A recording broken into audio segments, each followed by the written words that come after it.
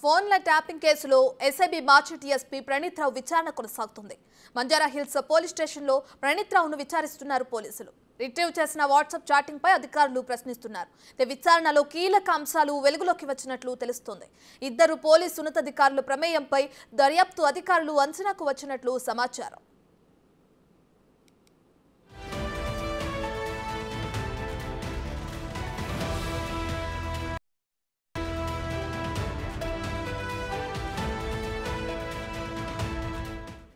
ఇదే అంశానికి సంబంధించి మరింత సమాచారాన్ని మా ప్రతినిధి సురేష్ ని అడిగి తెలుసుకుందాం. సురేష్, ఫోన్ ట్యాపింగ్ విషయంలో ఇప్పటికే మార్చి డీఎస్పీ ప్రణీత్ రావుని అదుపులోకి తీసుకుని పోలీసులు విచారిస్తున్న సంగతి మనకు తెలిసిందే.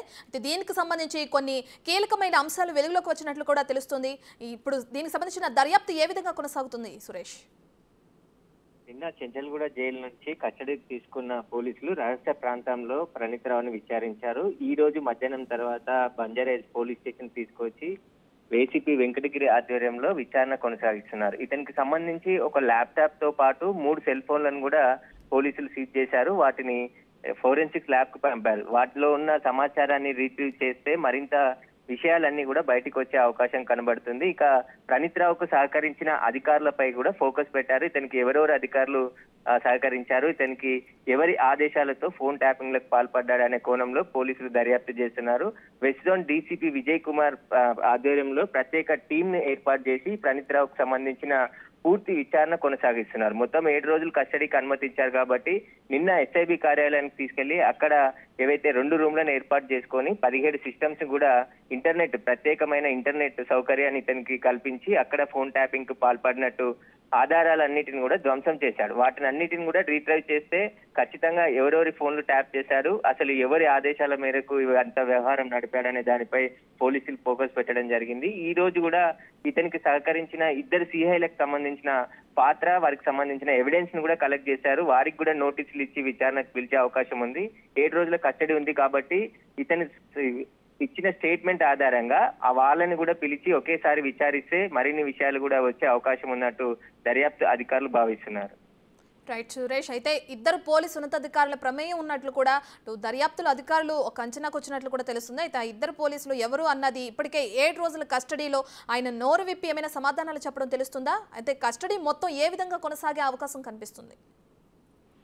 నిన్నంతా కూడా మొదటి రోజు కావడంతో అతనికి సంబంధించిన కొన్ని ఆధారాలను ముందు ఉంచి ప్రశ్నలు అడగడం జరిగింది. వాటికి సమాధానం చెప్పాడు. పై అధికారుల సూచనల మేరకే నేను ఈ వ్యవహారం అంతా కూడా నడిపానని చెప్పేసి ఆ స్టేట్మెంట్ ఇచ్చినట్టుగా తెలుస్తుంది. ఆ స్టేట్మెంట్ అంతా కూడా వీడియో రికార్డింగ్ చేస్తున్నారు. ఎందుకంటే ప్రణీత్ రావు ఇచ్చే స్టేట్మెంట్ ప్రతిదీ కూడా ఎవిడెన్స్ గా కావాలంటే ఇప్పటికి ఆధారాలన్నిటిని కూడా పూర్తిగా ధ్వంసం చేశాడు కాబట్టి వాటిని అన్నిటిని కలెక్ట్ చేసిన తర్వాతనే కోర్టులో ఛార్జ్ షీట్ వేయాల్సి ఉంటుంది కాబట్టి ఇతనికి సంబంధించిన స్టేట్మెంట్ అంతా కూడా వీడియో రికార్డ్ చేస్తున్నారు. దానికి సంబంధించి ఇద్దరు సిఐల పాత్ర, వరంగల్ జిల్లాకు చెందిన ఇద్దరు సిఐలు, వారికి సామాజిక వర్గానికి చెందిన సిఐలే ఇతన్ని దగ్గర పనిచేసి ఒక టీం ని ఏర్పాటు చేశారు. మొత్తం 20 మంది వరకు కూడా ఒక టీం ని ఏర్పాటు చేసి అందులో పనిచేసిన కానిస్టేబుల్స్, ఎస్ఐలు వీళ్ళందరినీ కూడా ఎస్ఐబిలో తీసుకొచ్చి మొత్తం ఈ ఫోన్ ట్యాపింగ్ వ్యవహారం నడిపించినట్టు గుర్తించారు. ఇప్పుడు ఎస్ఐబిలో ఉన్న 20 మంది సిబ్బందిని కూడా వారందరినీ మిగతా ఎక్కడైతే పనిచేస్తున్నారో అక్కడికే ట్రాన్స్ఫర్ చేయడం జరిగింది. ఇప్పుడు ఎస్ఐబి అధికారులు ఇచ్చిన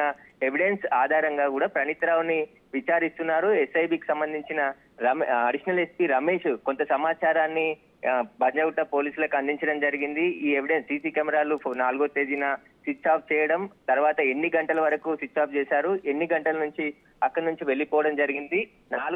రిజల్ట్ వచ్చిన తర్వాత 4వ తేదీన ఎస్ఐబి కార్యంలో ఎవరెవరు ఉన్నారనే దానిపైన కూడా పూర్తి వివరాలు ఎస్ఐబి అధికారుల దగ్గర తీసుకొని ప్రణీత్ రావుని విచారిస్తున్నారు. Right, thank you Suresh, thank you for the updates.